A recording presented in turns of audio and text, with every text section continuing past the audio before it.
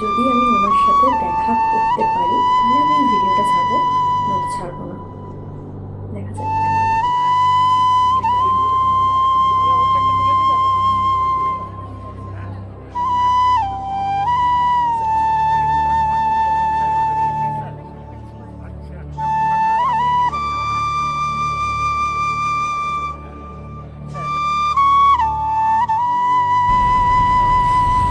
আমি এখন কেসিসির বাইরে।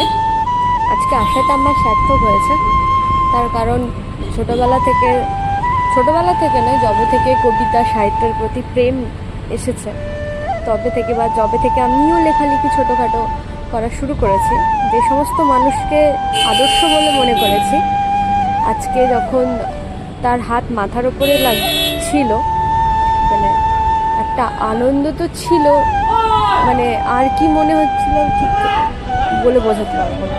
মানে আমার এই মুহূর্তে আমি কিছু শব্দ বাক্য ঠিকঠাক করে সাজাতে পারছি না, খুব নড়বড়ে লাগছে, বাট খুব খুব খুশি, মানে কিছু